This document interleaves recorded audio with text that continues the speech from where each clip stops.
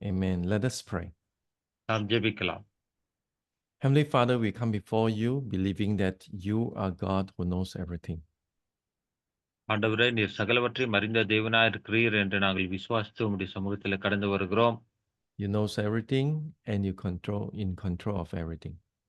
ஆண்டவரே, நீர் சகலவற்றையும் அறிந்தவராக இருக்கிறீர், சகலவற்றையும் நீர் கட்டுப்படுத்துகிறவராக இருக்கிறீர். And we pray this morning, continue to use your words to encourage each and every one of us. ஆண்டவரே, உம்முடைய வார்த்தைகளை பயன்படுத்தி தொடர்ந்து எங்கள் ஒவ்வொருவரையும் உம்முடைய வார்த்தையின் வாயிலாக உற்சாகப்படுத்துவீராக. In the mighty name of Jesus, Lord, we pray. வல்லமையுள்ள நாமமாக இயேசுவின் நாமத்திலே ஜெபிக்கிறோம் பிதாவே. Amen. Now, amen. uh, the very words that the Lord say to us, your heavenly Father already know. It comes from the words Matthew chapter 6, verse 22. மத்தேயு 6:22 இதை நாம் பார்க்கிறோம். நம்முடைய பரலோக பிதா எல்லாவற்றையும் அறிந்திருக்கிறார் என்று அங்கு ஆண்டவராகிய இயேசு கிறிஸ்து சொல்கிறதை நாம் பார்க்கிறோம். I believe that we all recognize or remember the words verse 33 very well. நாம் எல்லாருக்கும் இந்த 33வது மத்தேயு 6:33 நன்றாக தெரியும். Seek first the kingdom of God and his righteousness. முதலாவது தேவனுடைய ராஜ்யத்தையும் அவருடைய நீதியையும் தேடுங்கள். But before you can seek God and forsake things in the world, the first thing you must know that your Father has already known. உலகத்தின் காரியமும் தேவனுக்கு அடுத்த காரியங்களை தேடுவதற்கு முன்பாக ஒரு காரியத்தை நாம் அறிந்து கொள்ள வேண்டும். பரலோக பிதா சகலவற்றையும் அறிந்தவராக இருக்கிறார். God knows our needs. தேவனுக்கு நம்முடைய தேவைகள் தெரியும். While I was preparing the sermon, I remember one of the servants of God here. He just lost his motorbike. இந்த செய்தியை நான் ஆயத்தம் பண்ணி கொண்டு இருக்கிற வேளையிலே ஒரு காரியம் என்னுடைய நினைவுக்கு தேவன் கொண்டு வந்தார். இங்க இருக்கிற ஊழியக்காரர்கள் ஒருவர் தன்னுடைய அந்த மோட்டார் சைக்கிள் அவருடைய மோட்டார் சைக்கிள் ஆனது திருடப்பட்டது. But I want to say that God has already known. ஏனென்றால் தேவன் இதை எல்லாவற்றையும் அறிந்தவராக இருக்கார் என்று நான் உங்களுக்கு சொல்ல விரும்புகிறேன். And not only man knows, God knows, and God knows is matter the most. பாருங்க, மனிதனுக்கு தெரியும் என்று சொல்லத்தை விட தேவன் சகலவற்றையும் எல்லாவற்றையும் நுணுக்கமாய் அறிந்தவராக இருக்கிறார் என்பதுதான் மிக முக்கியமான காரியமா இருக்கிறது. But the question sometimes lies on this understanding. If God already knows our needs, that what then does he expect from our prayers? அநேக இப்படிப்பட்ட சூழ்நிலைகளிலே நமக்கு வருகிற ஒரு கேள்வி என்னவென்றால், தேவன் சகலவற்றையும் அறிந்தவரா இருக்கிறாரே, பிறகு நாம் ஏன் அவர் அண்டையில போய் ஜெபிக்க வேண்டும், கேட்க வேண்டும் என்ற ஒரு கேள்வி நம்முடைய மனதில வரும். Many years ago, there is a wrong teaching about faith. They say that first time when you pray, you are praying, you're asking. But second time when you pray, you should only give thanks and shouldn't pray. The moment you ask again, meaning you have no faith. பாருங்க, அநேக வருடங்களுக்கு முன்பாக ஒரு கள்ள உபதேசமானது இருந்தது. அந்த கள்ள உபதேசத்தில் அவர்கள் என்ன சொல்வார்கள் என்றால், முதல் முறை நீங்கள் ஜெபிப்பது மிக நல்லது, நீங்கள் ஜெபிக்கலாம். ஆனால் அதே காரியத்தை குறித்து நீங்கள் 2வது முறை அதற்கு நன்றி செலுத்த வேண்டும் என்று சொல்வார்கள். அதற்கு மாறாக 2வது முறையும் நாம் ஜெபித்தால் உங்களுக்கு விசுவாசம் இல்லை என்று சொல்லப்பட்டதான ஒரு தவறான உபதேசம் பல வருடங்களுக்கு முன்பாக இருந்தது. I doubt have you ever heard this kind of teaching, because this is quite popular in 20 years ago around in Malaysia and Singapore. Malaysia, Singapore தேசங்களிலே கடந்த 20 வருடங்களுக்கு முன்பாக இது ஒரு பிரசித்தி பெற்ற தவறான உபதேசமாக இருந்தது. ஒருவேளை நீங்கள் அறிந்திருக்கிறீர்களோ இல்லையோ எனக்கு தெரியவில்லை. They feel that we must honor God like a daddy. You only mention once, you don't mention second time. Mention second time, the daddy is going to cane you. Why you keep repeating the same prayer? பரலோக பிதாவாகிய தேவன் அண்டையிலே ஒரு முறை சொல்லிவிட்டால் போதும், மறுபடியுமாக பரலோக பிதாவின் இடத்தில் அது தெரியப்படுத்த அவசியம் இல்லை. பிதா அதை குறித்து கவலைப்படுவார். 2வது முறை அதை குறித்து நாம் ஜெபிக்க கூடாது என்று இப்படிப்பட்டதான தவறான உபதேசம் இருந்தது.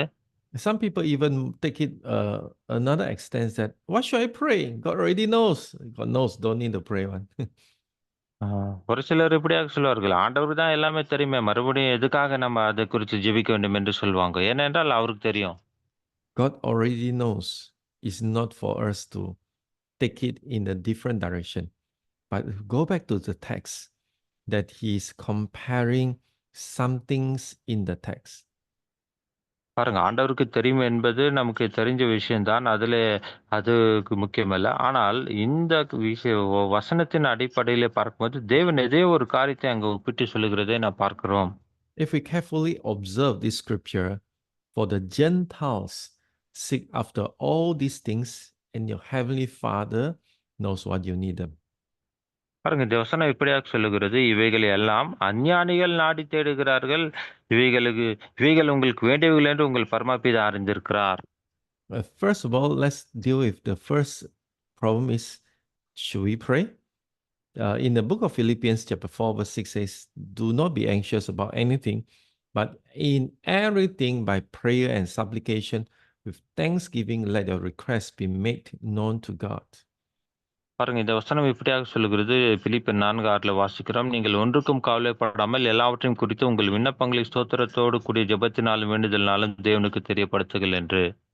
And to join together in Luke 18, when Jesus described about the widow that come before the unrighteous judge, keep coming, keep banging the door, asking for the case to be present. And actually that gives us a very clear teaching of or ideas from God that he wants us to keep praying to him. பாருங்க, இந்த வசனத்தின் தொடர்ச்சியாக நான் பார்க்கும்போது லூக்கா 18 பார்க்கும்போது ஒரு விதவையானவள் அந்த அநீதியான அந்த ராஜனிடம் இப்படியாக முறையிடுகிறதை நான் பார்க்கிறோம். தொடர்ந்து அவள் கேட்டுக்கொண்டே இருக்கிறாள், தனக்கு நீதி செய்ய வேண்டும் என்று கேட்டுக்கொண்டே இருக்கிறாள். இந்த வசனத்தின் அடிப்படையில் நான் பார்க்கும்போது தேவன் நாம் தொடர்ந்து போய் தேவனிடத்தில் கேட்க வேண்டும் என்று தேவன் வாஞ்சிக்கிறார், விரும்புகிறார். தொடர்ந்து நாம் ஜெபிக்கிறவர்களாய் காணப்பட வேண்டும். And together with Isaiah 62, where God set up watchmen in the wall of Jerusalem, day and night cry out to the Lord, that give no rooms that we doesn't need to pray, we doesn't need to repeating praying, and that we doesn't need to present our case day by day. They give no rooms for, because God knows we don't need to pray.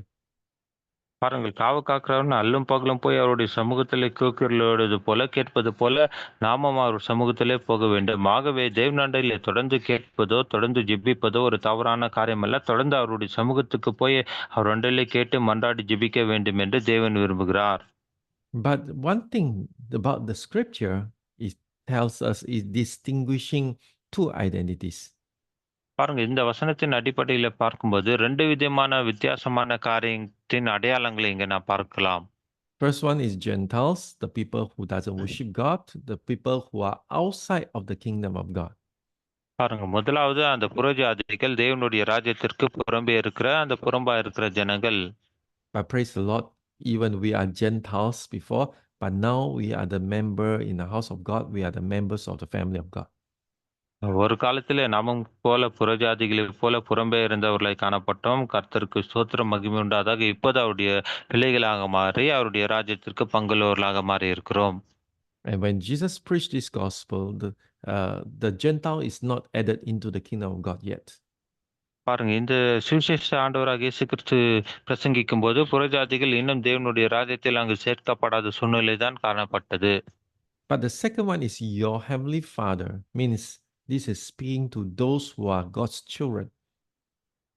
இரண்டாவது காரியம், உங்களுடைய பரலோக பிதா என்று அங்கு குறிப்பிடுகிறது. எதை குறிக்கிறது என்றால் தேவனுடைய பிள்ளைகளாக நம்மை குறிக்கிறது. தேவனுடைய பிள்ளைகளை அது குறிக்கிறது. Meaning that the focus of prayer begins with our identity in God. பாருங்க, இதுக்கு என்ன அர்த்தம் என்றால் நம்முடைய அந்த ஜெபிக்கிறதற்கான அடையாளம் என்னவென்றால் நீங்கள் எப்படிப்பட்டவர்களாய் ஜெபிக்க ஆரம்பிக்கிறீர்கள் என்பதுதான் எனக்கு முக்கியம். Your understanding of who you are determines what you are praying for. பாருங்க, நீங்கள் யார் என்பதை புரிந்து கொள்ளும் போதுதான் நீங்கள் எதற்காக ஜெபிக்க வேண்டும் என்பதை அறிந்தவர்களாக இருப்பீர்கள்.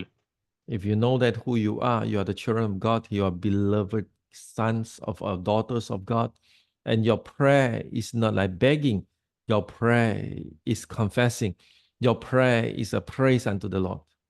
ஆமென்.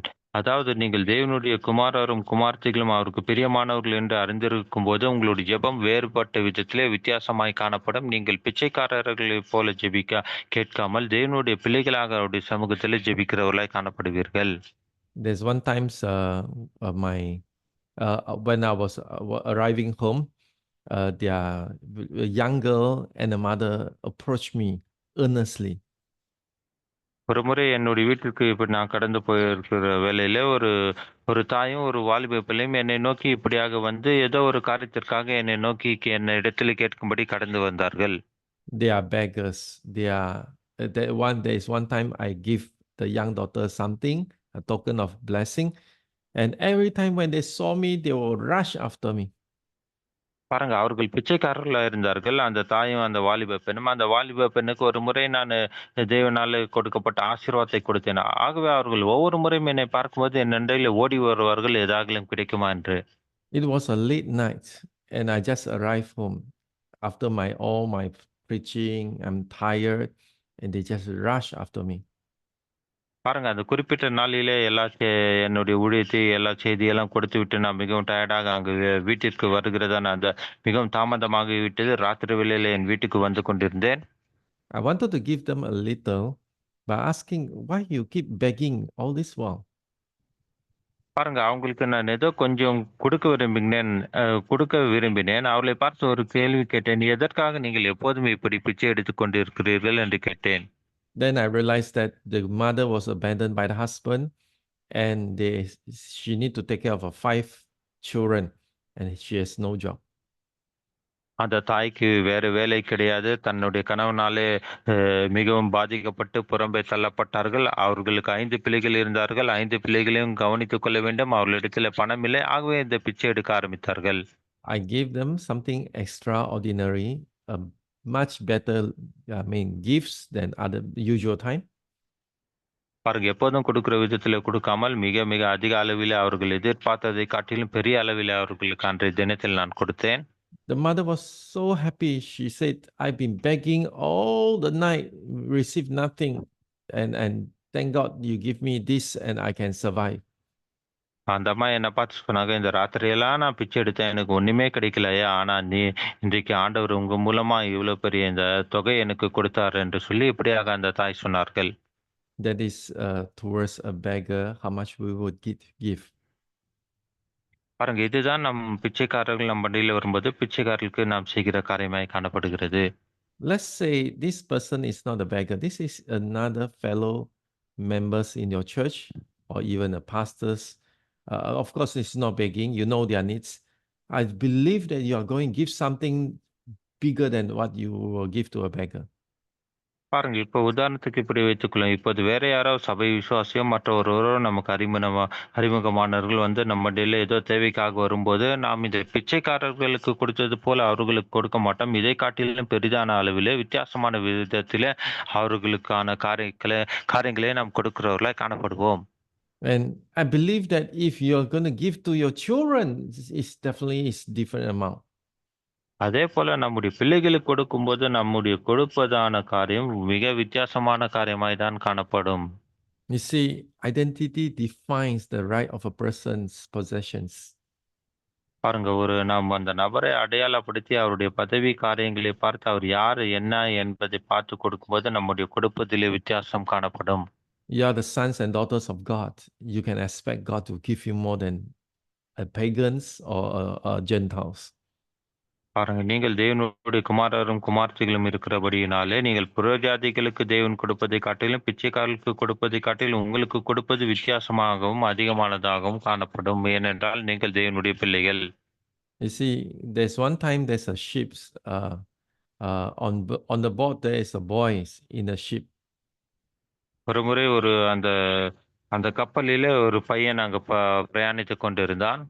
The boy bought the ticket to went on this on the ship and go across the island, the ocean. பாருங்க, அந்த பையன் அந்த கப்பலில பயணம் பண்ணி கடலில் பிரயாணம் பண்ணி ஒரு இடத்துக்கு அவன் போக வேண்டியதா இருந்தது. அதற்கான டிக்கெட் எடுத்து அந்த கப்பலில பயணித்துக் கொண்டிருந்தான்.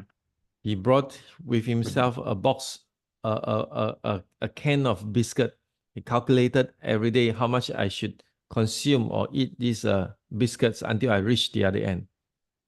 அவன் கடலில பிரயாணித்தபடியினாலே அநேக நாட்கள் செல்லும் என்று அவனுக்கு தெரியும். ஆகவே ஒரு டப்பாவில் ஒ அநேக பிஸ்கட்டுகளை கொண்டு வந்தான். ஒவ்வொரு நாளுக்கும் இவ்வளோ பிஸ்கட் சாப்பிட்டா இத்தனை நாள் நான் இந்த கடலை கடந்து போய் அந்த சேர வேண்டிய இடத்துக்கு போறதுக்குள்ள இவ்வளோ வரும் என்று சொல்லி கணக்கிட்டு கொஞ்சம் கொஞ்சமா ஒவ்வொரு நாளும் சாப்பிட்டு கொண்டு இருக்க ஆரம்பித்தான். And so happened he was so hungry, he finished the biscuit before he reached the other end. பாருங்க, அவன் போக வேண்டிய இடத்துக்கு போறதுக்கு முன்னாகவே அந்த பிஸ்கட் எல்லாம் காலி செய்து விட்டான். ஏனென்றால் பசி அதிகமா இருந்தது. ஆனால் அவன் பிரயாணம் செய்ய வேண்டிய நாட்களோ இன்னும் அதிகமாய் காணப்பட்டது. Because he's so hungry that he said, I rather arrested and put into the jail than die on a ship. பாருங்க, நான் இப்படி பட்டினியா இருந்து கஷ்டப்படுவது காட்டிலும் நான் ஜெயிலில் இருந்திருந்தால் நல்லா இருக்கும். இப்படி கஷ்டப்பட்டு பிரயாணம் செய்கிறேனே என்று அப்படி யோசித்துக் கொண்டிருந்தான். He went to the kitchen and started to see some food and started to steal the food to eat. அவன் என்ன செய்தான், அந்த பையன் கிச்சனுக்கு போய் அங்க கொஞ்சம் சாப்பாட்டுகளை திருடி சாப்பிட ஆரம்பித்தான். And the kitchens, all the workers saw him and say, "What are you doing here?" அப்ப அங்க இருக்கிற சமையல் அறையில இருக்கிற எல்லாம் வேலைக்காரங்க அவனை பார்த்து கேட்டாங்க, உனக்கு என்ன வேலை, இங்க என்ன பண்றன்னா அவனை பார்த்து கேட்டாங்க. But the boy just very straightforward. I'm stealing food to அந்த satisfy my starvation. அப்ப அந்த பையன் சொன்னான், எனக்கு ரொம்ப பசியா இருக்குது, ரொம்ப கஷ்டப்படுகிறேன், ஆகவே சாப்பாடு திருடி சாப்பிட இங்க வந்தேன், திருடி கொண்டு இருக்கிறேன் என்று சொன்னான். I don't mind go to jail. Just give me whatever I want to eat. என்ன நீங்க ஜெயில போட்டா கூட பரவாயில்ல, எனக்கு பசியா இருக்குது, ஆகவே நான் சாப்பிடணும், ஆகவே திருட வந்தேன் என்று அவளை பார்த்து சொன்னான். The staff laughing and say, "You can have all the food you want here, but you just have to go to the restaurant, eat there, not here." அப்ப அங்க இருக்கிற அந்த சமையல்காரங்க எல்லாம் சொன்னாங்க, தம்பி நீ இங்க வந்து இப்படி திருட வேண்டிய அவசியம் இல்லை, உனக்கு என்ன சாப்பாடு வேணுமோ எல்லாவற்றையும் நீ சாப்பிடலாம், ஆனா இங்க வந்து திருடி சாப்பிடக்கூடாது, அங்க போய் ரெஸ்டாரண்ட்டில் நீ உக்காந்தா எல்லா சாப்பாடும் உனக்கு அங்கேயே கிடைக்கும் என்று அவனை பார்த்து சொன்னார்கள். The boy say, "I have no money, so then I never stepped into a restaurant before." அப்ப அந்த பையன் சொன்னான், ஐயா என்கிட்ட பணமே கிடையாது, நான் போய் எப்படி அந்த ரெஸ்டாரண்ட்ல சாப்பிட முடியும் என்று கேட்டான். Then the staff say, "How could it be? When you pay your ticket, you already cover all the meals you reach your destination." அப்ப இருக்கிற அங்க இருந்து அந்த வேலைக்காரங்க சொன்னாங்க, நீ டிக்கெட் வாங்கும் போதே இந்த சாப்பாட்டுக்கான பணமும் அந்த டிக்கெட் பணத்திலே எல்லாவற்றையும் சேகரித்து விட்டார்கள், கலெக்ட் பண்ணி விட்டார்கள், ஆகவே நீ இதற்காக தனியா பணம் கட்ட வேண்டிய அவசியம் இல்லை, ஏற்கனவே நீ பணத்தை செலுத்தி விட்டாய் என்று சொன்னார்கள். Shoo, go to the restaurant and have your first meal. அப்போ உடனே அவங்க சொன்னாங்க, உடனே நீங்க போய் என்ன பண்ணு, அங்க நீ உன்னுடைய சாப்பாட போய் அங்க ரெஸ்டாரண்ட்ல நல்லா திருப்தியா சாப்பிடுன்னு சொன்னாங்க. You see, the boy doesn't know what he possesses in this ticket. He doesn't know that he's entitled for every meal on this journey. பாருங்க, அந்த பையனுக்கு தெரியவில்லை, இந்த டிக்கெட்டோடு சேர்த்து அந்த சாப்பாட்டுக்கான பணத்தை எல்லாம் அவன் கட்டிவிட்டான் என்று அவனுக்கு உண்டாயிருந்த காரியத்தை அவனால அறிந்து கொள்ள முடியவில்லை. Let me explain to you another way. Salvation is not AirAsia. When you get on the ship, you still need to pay for everything. பாருங்க, நீங்க அந்த pardon pastor, sorry. Your salvation is not like AirAsia package AirAsia, the flight. Okay, yes. உங்களுடைய ரட்சிப்பு வந்து Asia சொல்லப்படுகிறதான அந்த package போல கிடையாது. ரட்சிப்பு இலவசம், மற்ற காரியங்களுக்காக நீங்கள் செலுத்தப்பட வேண்டும். Your salvation is like Singapore Airline, what Pastor James just have used. பாருங்க, இப்ப ஐயா ஜேம்ஸ் ஐயா அந்த சிங்கப்பூர் ஏர்லைன்ஸ் தான் பிரயாணம் பண்ணி இங்க வந்துட்டு போனாரு. அதே போல உங்களுடைய ரட்சிப்பு என்பது அந்த சிங்கப்பூர் ஏர்லைன்ஸை போல தான் இருக்கிறது. ஏனென்றால் It is a world class. It is a treatment to you. பாருங்க, அந்த சிங்கப்பூர் ஏர்லைன்ஸ்ல வந்தீங்கன்னா நீங்க உலகம் தரம் வாய்ந்த அப்படிப்பட்டதான காரியத்தை உங்களுக்கு செய்வார்கள், நன்றாக கவனித்துக் கொள்வார்கள். Now, one times I just came back from China, and while that's many years ago, my daughters and sons are still very young. பாருங்க, என்னுடைய பிள்ளைகள்லாம் அந்த காலத்துல ரொம்ப சிறுவர்களா இருந்தாங்க.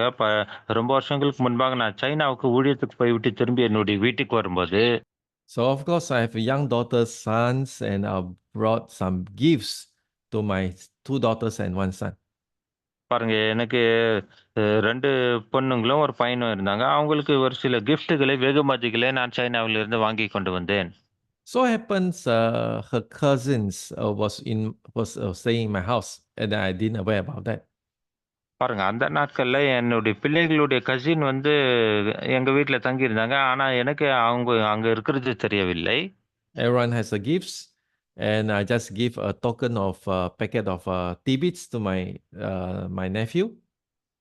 பாருங்க, எல்லாருக்கும் நல்ல கிஃப்ட் குடுத்தேன். ஆனா அங்க இருந்த அந்த இன்னொரு அந்த உறவினர் பையனுக்கு ஒரு சின்ன ஒரு வெகுமதி போல மற்ற காரியத்த குடுத்தேன்.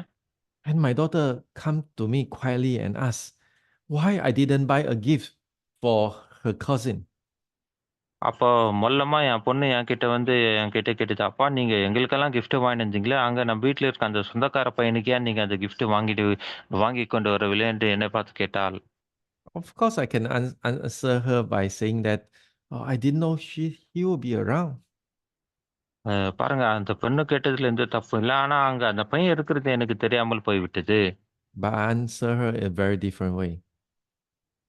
ஆனால் அந்த நான் கொடுத்த பதில் என்பது மிக வித்தியாசமா இருந்தது. I say, because you are my daughter and he is not my son. பாருங்க, என் பொண்ண பார்த்து சொன்னேன், "நீ என்னுடைய மகளா இருக்கிறாள். ஆனால் அந்த பையனோ என்னுடைய மகன் கிடையாது அவன். You are special to me. நீ எனக்கு மிகவும் விசேஷமானவள், என்னுடைய மகள்." I'm not giving gifts to everyone purata. Make sure everyone is fair treatment. No, no, no. In the kingdom of God, you are special. எல்லாருக்கும் கொடுக்குற மாரி நான் கிஃப்ட்டுகள வந்து உனக்கு கொடுக்குற மாரி எல்லாருக்கும் கொடுக்க முடியாது. ஏனென்றால் நாம் பரலோக ராஜ்யத்திலே நாம் விசேஷமானவர்களாய் தேவனுடைய பிள்ளைகளாய் காணப்படுகிறோம்.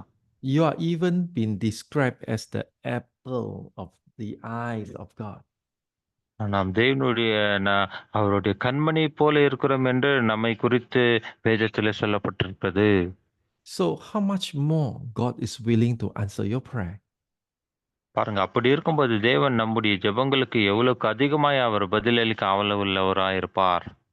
There is a Chinese easy to read Bible version says about this verse. இந்த வசனத்தை குறித்து நான் பார்க்கும்போது சீன மொழியிலே ஈஸி டு ரீட் பைபிள் என்று சொல்லுகிற அந்த மொழிபெயர்ப்பில் இப்படியாக இந்த வசனத்தை மொழிபெயர்த்திருக்கிறார்கள். So I translate from that easy version to the English version. It says like this: people who don't know God keep trying to get these things in the world, but your Father in heaven knows you need them. பாருங்க, இந்த சீனா easy to read என்ற அந்த Bible மொழிபெயர்ப்பிலிருந்து ஆங்கிலத்தில் இப்படியாக நான் மொழிபெயர்த்திருக்கிறேன். தேவனை அறியாத ஜனங்கள் என்ன செய்வார்கள்? இந்த காரியங்களை பெற்றுக்கொள்ளும்படிக்கு அதற்காக தொடர்ந்து அவர்கள் முயற்சி செய்தும் கேட்டுக்கொண்டும் இருப்பார்கள். ஆனால் பரலோகத்தில் இருக்கிற உங்கள் பிதாவோ உங்களுடைய தேவைகளை அறிந்திருக்கிறார் என்ற இப்படிப்பட்ட வார்த்தையில அது மொழிபெயர்க்கப்பட்டிருக்கிறது. So you must understand that your Father knows you need them. Your Father never denies of our needs. பாருங்க, நம்முடைய பரலோக பிதா நம்முடைய தேவைகளை அவர் அறிந்திருக்கிறார். ஒருபோதும் அந்த தேவையை நமக்கு கொடுக்காமல் அவர் புறக்கணிக்க மாட்டார். By saying these words, Jesus' intention is he wants us to know, and therefore, don't worry. ஆகவே இதை சொல்லுவதன் வாயிலாக இயேசு கிறிஸ்து என்ன சொல்ல விரும்புகிறார் என்றால், உங்களுடைய தேவைகள்லாம் எனக்கு தெரியும். ஆகவே நீங்கள் அதை குறித்து கவலைப்பட வேண்டாம் என்று நாம் அறிந்து கொள்ள வேண்டும் என்று இயேசு விரும்புகிறார். Every of my needs, I know God knows. பாருங்க, எனக்கு தெரியும் என்னுடைய எல்லா தேவைகளையும் என்னுடைய பரலோக பிதாவாகிய தேவன் அறிந்திருக்கிறார் என்று. You see, recognizing your identity in Christ through prayer is essential. பாருங்க, கிறிஸ்துக்குள்ளாக நீங்கள் யாராய் இருக்கிறீர்கள் என்கிறதான அடையாளத்தை அவர் அறிந்திருக்கிறார். ஆகவே நீங்கள் ஜெபிக்கும் போது அதன் அடிப்படையில் ஜெபிக்கிறவர்களாய் காணப்பட வேண்டும். What do I mean by that? I mean that when you pray, you're confessing who you are before God. பாருங்க, அப்படின்னா நான் என்ன சொல்ல வரேன்னா, நீங்க ஜெபிக்கும் போது நீங்கள் யார் என்பதை அறிந்து கொண்டு அதை அறிக்கையிட்டு ஜெபிக்கிறவர்களாய் காணப்பட வேண்டும். Your prayer is not try to highlight your need before God. Your prayer is confessing who you are, the security because of the love of God, who you are before God. And that is the key to enter into God's abundance. ஆமென். அதாவது நீங்க ஜெபிக்கும்போது உங்களுடைய தேவைகளை மேற்கோள் காட்டி, தேவைகளை பெரிதுபடுத்தி, இப்படியாக இது வேண்டும், அது வேண்டும் என்று கேட்பதைக் காட்டிலும், நீங்கள் யார் என்பதை அறிந்து, நீங்கள் பரலோக பிதா அதை செய்வார் என்கிறதான அறிக்கையிட்டு ஜெபிக்கும்போது, அதுதான் தேவனுடைய அபரிவிதமான ஆசீர்வாதங்களை பெற்றுக்கொள்வதற்கான திறவுகோலாய் காணப்படுகிறது. My friend, a Taiwan pastor who right now was mightily used by God to awaken the younger generations in Taiwan. தைவான்ல எனக்கு ஒரு நண்பர் இருக்கிறார். வாலிபர்கள் மத்தியிலே அபரிவிதமான ஊழியர்களை செய்து வாலிபர்களை எழுப்பிக் கொண்டிருக்கிறதான நண்பர் அவர். அங்கு ஊழியம் செய்கிறார் தைவானிலே. But out of the sudden, his younger son is about 2 to 3 years old, diagnosed with a very rare cancer in the 4th stage, and just happened. பாருங்க, அந்த என்னுடைய நண்பருடைய மகனுக்கு ஒரு 2, 3 வயசு இருக்கும். உலகத்திலே யாருக்கும் வராத அப்படிப்பட்டமான அபரிவிதமான ஒரு கேன்சர் வியாதியினால, அ அரிய விதமான கேன்சர் வியாதினால அந்த பையன் பாதிக்கப்பட்டான். அதுவும் 4வது ஸ்டேஜ்ல இருக்கிறான் என்று அப்போதுதான் கண்டுபிடிக்கப்பட்டது. You see, and even though he's so young, he's not even 3 years old, and or 3 or 4 years old, and and the survival rates for that type of cancer was so low. பாருங்க, அவனுக்கு 3, 4 வயசு தான் இருக்கும். இந்த அரிய விதமான cancer நோயினால் அந்த பையன் பாதிக்கப்பட்டான். ஆனா இப்படிப்பட்ட கேன்சர் வியாதியில பாதிக்கப்பட்டவர்கள் உயிர் பிழைப்பது என்பது ஒரு மிக கடினமான விஷயமாய் காணப்படுகிறது. And this church is kind of like my home in Taiwan. They all see me as the family members of their church. ஆகவே தைவான்ல இருக்கிற இந்த சபையினர்லாம் என்னை வந்து ஒரு குடும்பத்தின் அங்கத்தினரைப் போல தான் அவர்கள் என்னை பார்ப்பார்கள்.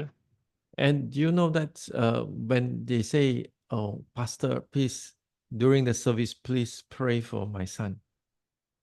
ஆகவே அந்த ஆராதனையில் அவர்கள் சொன்னார்கள், ஐயா என்னுடைய மகனுக்காக நீங்கள் ஜெபிக்க வேண்டும் என்று சொன்னார்கள்.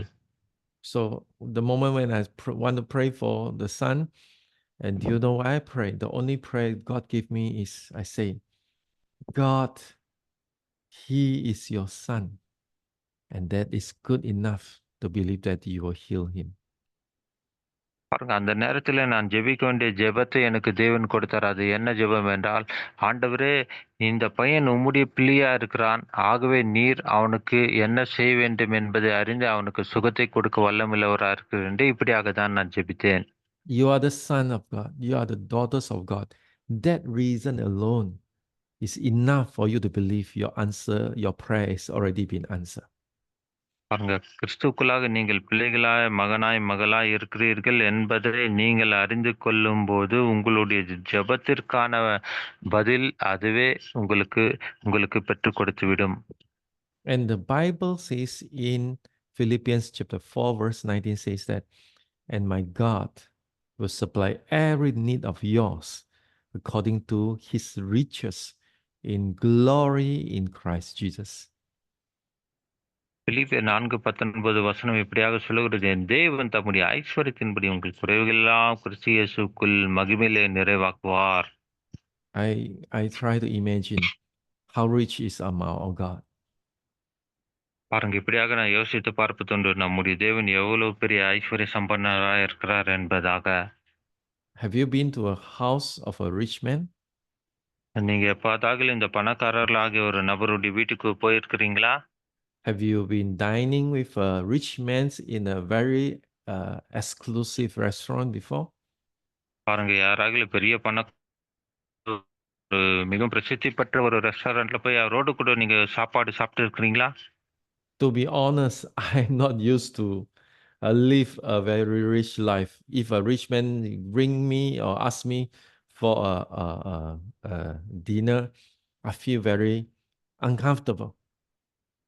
பாருங்க, நான் வந்து ரொம்ப இப்படியான பெரிய பிரசித்தி பெற்ற ஹோட்டலிலோ ஒரு பெரிய பணக்காரனா இருக்கவில்லை. ஆனால் என்னை யாராகிலும் ஒரு பணக்காரர் வந்து என்னோடு கூட சாப்பிட வாங்கன்னு கூப்பிடும்போது, அவங்களோடு கூட போவதற்கு எனக்கு ஒரு விதமான சங்கோஜமாக இருக்கும்.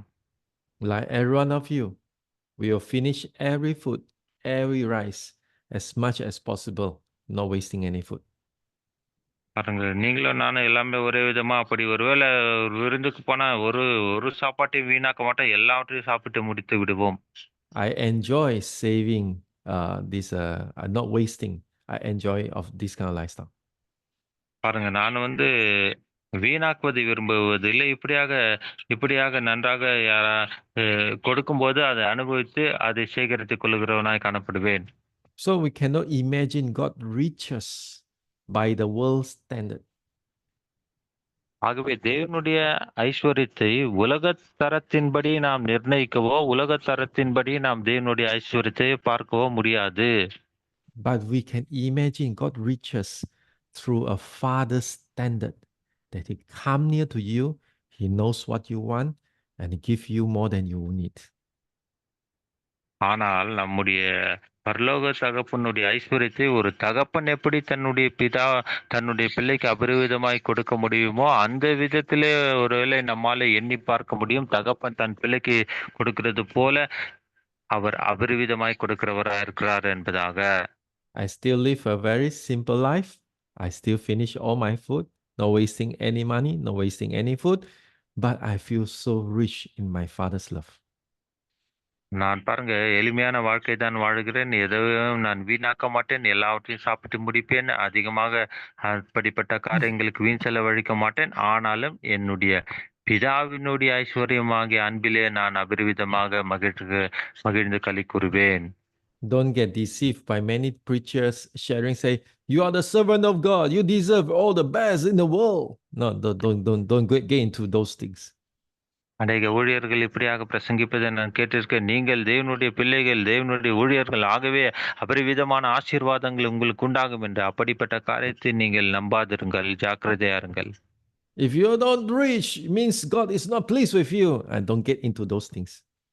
நீங்க ஒருவேளை ஐஸ்வர்யவானங்களா மாறாவிட்டால் தேவன் உங்கள் மேலே பிரியமாய் இருக்கவில்லை என்று அர்த்தம் என்று இப்படிப்பட்ட பிரசங்கத்தின் காரியத்தை நீங்கள் நம்பாதிருங்கள், ஜாக்கிரதையாருங்கள். The riches of Jesus in Jesus is the image of our Father, so loving, so secure, and He's the full peace in the heart. ஆமென். அதாவது கிறிஸ்துவுக்குள்ளாய் இருக்கிறதான பிதாவினுடைய ஐஸ்வர்யம் என்னவென்றால் அவருடைய அன்பிலும், அவருடைய அரவணைப்பிலும், அவருடைய பாதுகாப்பிலும் இருப்பதே. The Father feels so happy when the children sharing whatever they have. பாருங்க, தன்னுடைய பிள்ளைகள் தங்களுக்கு இருக்கிறது என்னதோ அதை மற்றவர்களோடு பகிர்ந்து சமாதானமாய் திருப்தியாய் வாழ்வதை பரலோக பிதா விரும்புகிறார். I really want to say more about our Father, because knowing Him, you are not in pressure. Knowing Him, that you know that your prayer has been answered.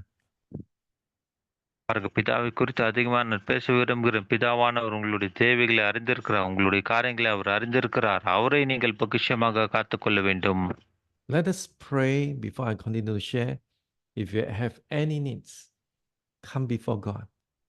Then we want to believe that our Father, He knows our needs.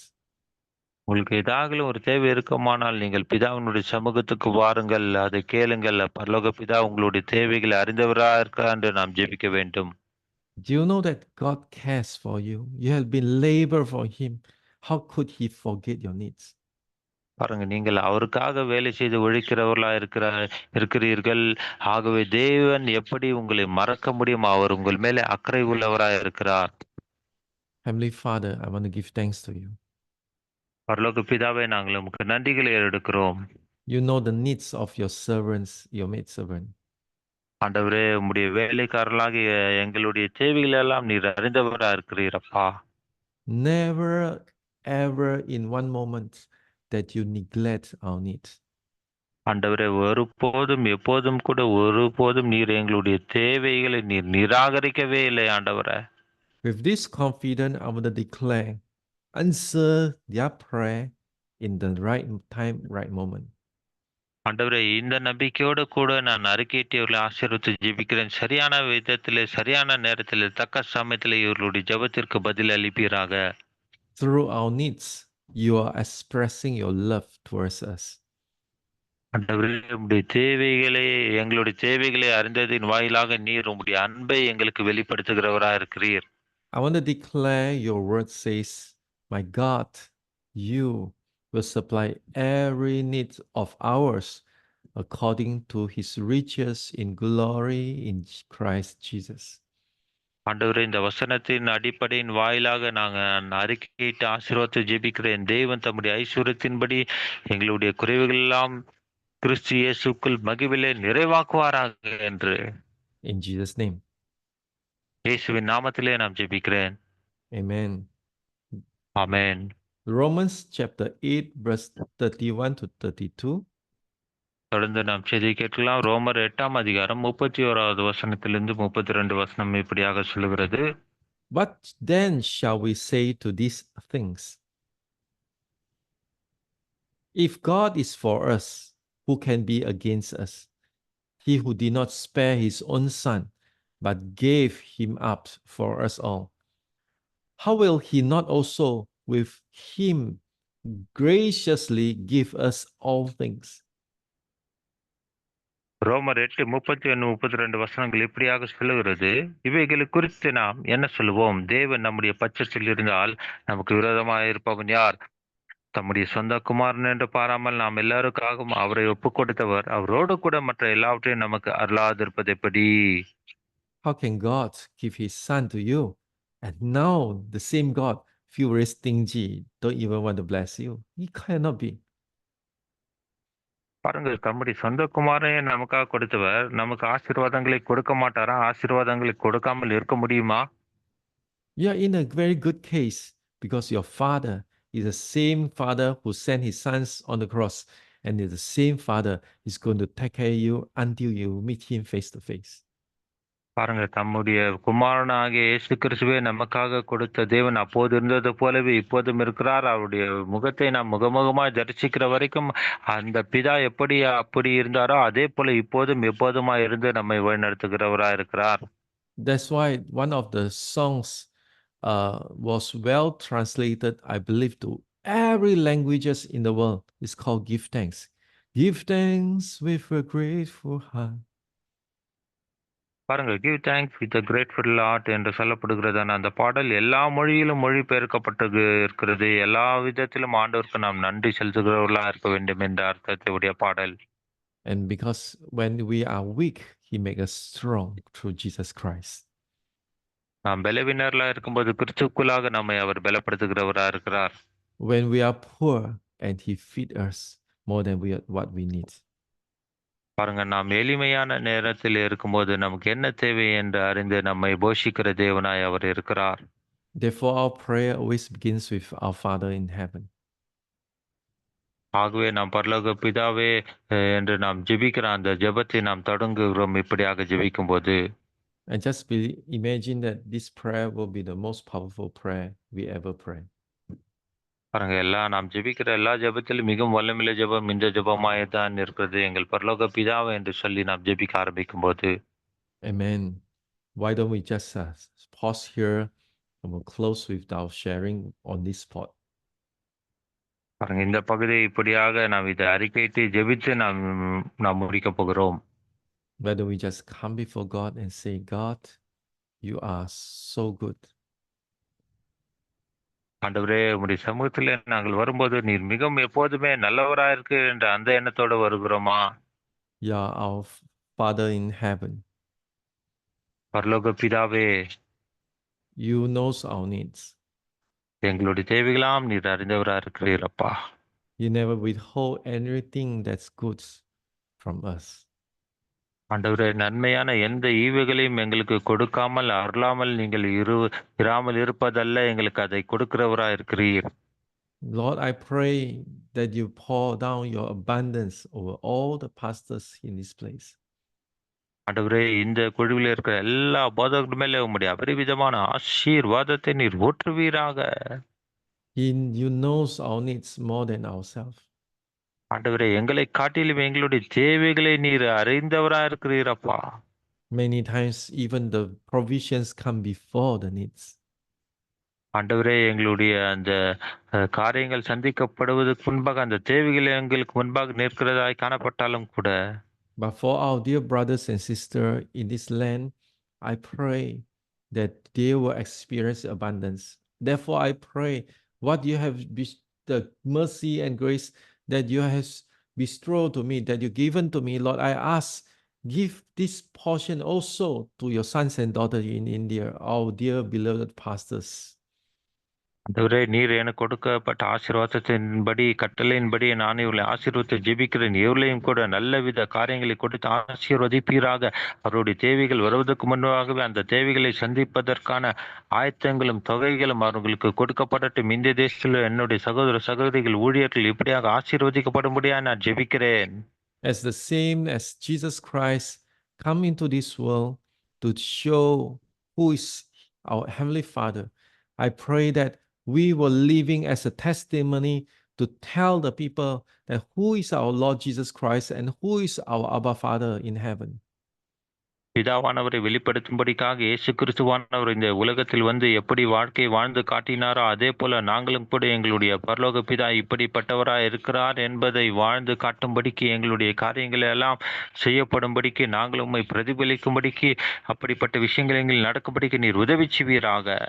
And Lord, we pray right now in the name of Jesus, let the Spirit of God continue to minister to our heart.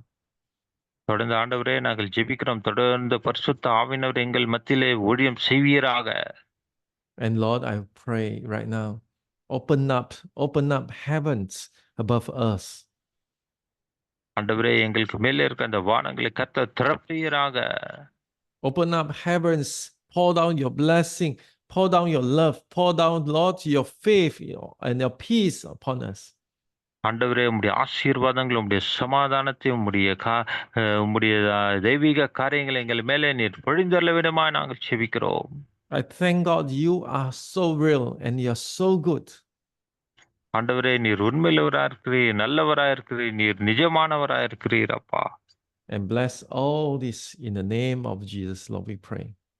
நீங்கள் எல்லாரையும் ஆசீர்வதி இயேசுவின் நாமத்தில் ஜெபிக்கிறோம் பிதாவே. Amen. Amen. ஆமென், ஆமென். Amen.